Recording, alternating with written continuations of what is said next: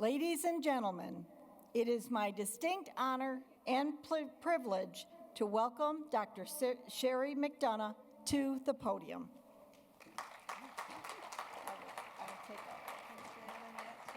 Thank you so much. Wow. I wasn't nervous at all until now. What an honor. What an amazing day. President Clemo, board members and trustees, honored guests, faculty, staff, and graduates of D'Youville, good evening. Thank you for this wonderful opportunity to address the classes of 2021 and 2020 at this incredibly special commencement ceremony. As a young person graduating high school, I didn't believe attending college was in my future. And I certainly didn't think I would be delivering a commencement address, especially at the home of our beloved Buffalo Bills. It truly shows you that anything is possible. I got where I am today because someone believed in me, and someone took a chance on me. I am the only one in my immediate family to graduate from college, and we experienced many financial difficulties as I was a child. My mom, who is here today, never had the opportunity to finish high school. She had to leave school in 9th grade to help her parents on the farm. Suddenly, as a young woman in her 20s, she found herself a single mother of 3 young girls. She often worked 3 jobs, sometimes around the clock, just so that we wouldn't lose our house, a house she still lives in today at 81 years old, and her home is still her pride and joy. I know my mom is also immensely proud of my accomplishments, and she probably also thought going to college was never in the cards for me. Even though we struggled and times were often very hard, my sisters and I always knew that no matter what, we were loved. My mom showed us by example why having an exceptional work ethic is so important. She taught us from an early age not to depend on anyone else for your happiness or to rely on someone else to provide for you. We learned from her that we were responsible for our own happiness. Any successes we enjoyed was because we earned it. I think it was these qualities that appealed to the CEO of the American Heart Association when she recruited me to work for her in her Western New York office. Why else would she ask a hairstylist, which I was at the time, who had no business or nonprofit experience, to become the division director running events and fundraising activities at her organization? She saw that I had excellent people skills combined with a strong work ethic and a drive to succeed, and that's what mattered the most. As you may have noticed from my introduction, I found my true calling and fell in love with the nonprofit sector. I kept moving up from the Heart Association to the March of Dimes, to the Aquarium of Niagara, to the Buffalo Philharmonic, where I did meet and fall in love and marry the principal trumpet player, who not only is one of the world's best trumpeters, but the absolute world's best husband. But I'm going to tell you a little secret. I've never said this out loud before, so please don't tell anyone. As I was recruited to these positions, and each of these people were asking me about my work experience, not one of them ever asked me about my college degree. Isn't that crazy? And if you know anything about working in nonprofit, you know that there's no such thing as a 40-hour work week. So why did I decide in my 50s, during a successful career as an executive director and a CEO, to go back to school and earn my business degree? Why subject myself to a full-time class schedule going to school at night, often until 10 p.m., while working a full-time job during the day? Why work so hard to get a degree that many people thought I didn't need? I'll tell you why. For me, I am responsible for my own happiness. I chose to get a degree not because it was something I thought I needed, not because it was something, but because it was something that I thought I deserved. I hope you all believe that you deserve the degrees you received today. And remember, not everyone gets this opportunity. But you did. You put in the hard work, so you deserve to be very proud of your accomplishments. Before I completed my degree, I was recruited to serve as a CEO for the Boys and Girls Clubs of Buffalo, and it was like I had come full circle. From being a child who faced a lot of obstacles, to helping an organization with a service mission of helping kids who were a lot like me. 78% of them come from single-parent homes like I did. Many come from homes that are financially strapped, and many of them are lacking strong adult influences in their lives. Each day, I am so honored to have some small part in shaping the lives of the young people that we serve. I knew DeUville was the right place for me to pursue my degree because of its focus on the model of St. Marguerite DeUville. We must never refuse to serve. Throughout my career, I worked in development for nonprofit organizations whose main goal was service. I raised funds to help find cures for diseases. I supported one of Western New York's crown jewels, the Buffalo Philharmonic. I led campaigns that helped build 2 new emergency rooms at Catholic Health. And I still today believe there is no higher calling than being in service to others.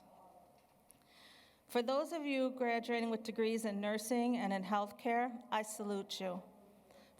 From my 11 years working at St. Joseph Hospital and Kenmore Mercy Hospital, I know it takes a special type of person to work in the medical field. As we all witnessed through the COVID-19 pandemic, here at home and at cities around the world, healthcare professionals are the heart of our community. In my opinion, nurses are truly angels that walk among us.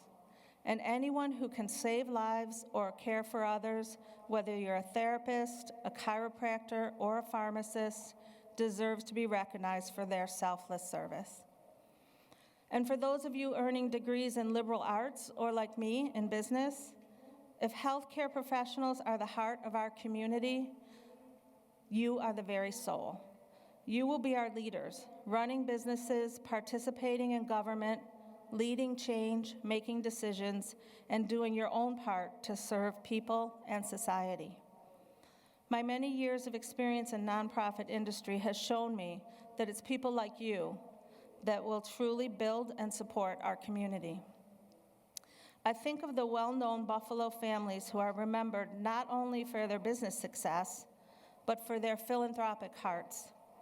Names such as Kessler, Bauer, Montante, and Dobson, names you see on the DeUville campus every single day.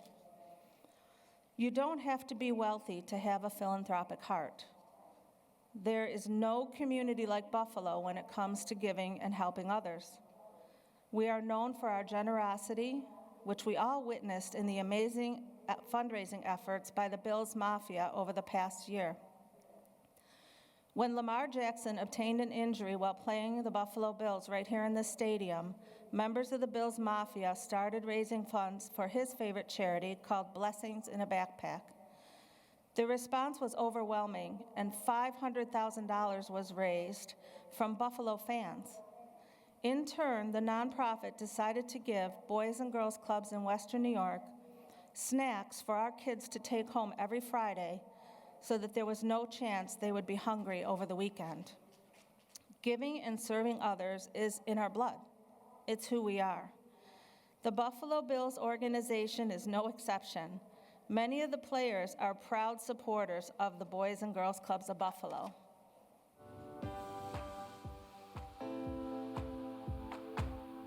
We know firsthand the type of work that you guys do and the type of passion that you guys do it with.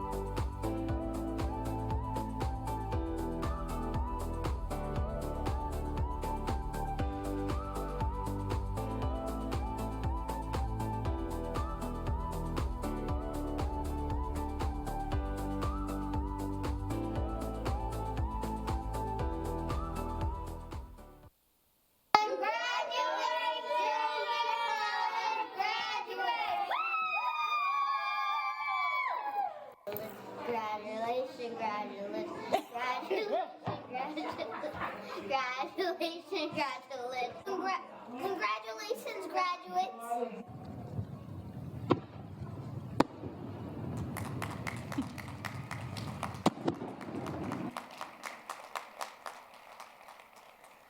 As you take the next steps in your journey, please remember, your contributions don't have to be financial. You can contribute your time or your talent. Serve on a board, work on a committee, volunteer for an organization that you believe in. Help someone less fortunate. Now that you have your degree, lend a helping hand and mentor someone who may be just starting their journey to a college degree. My journey may look a lot different than some of yours. The traditional path is to go to high school, then to college, and then launch your career. But every non-traditional student has their own story. Many wait to start college for financial reasons. Others have family obligations. Others may be dealing with health problems. Some delayed starting college because they served our country in the military. And you have my sincere gratitude for your service. Even though the journey for non-traditional students looks different, the end result is the same. The sense of accomplishment is profound. Just remember that whatever your pathway, traditional or non-traditional, you are the architect of your own future. No matter what your past, your future is yours to design. As you go out and you build your own happiness, I have one request of each of you. Please do everything that you can each and every day to leave this world better than you found it. Thank you for sharing this day with me, and congratulations, class of 2021 and 2020.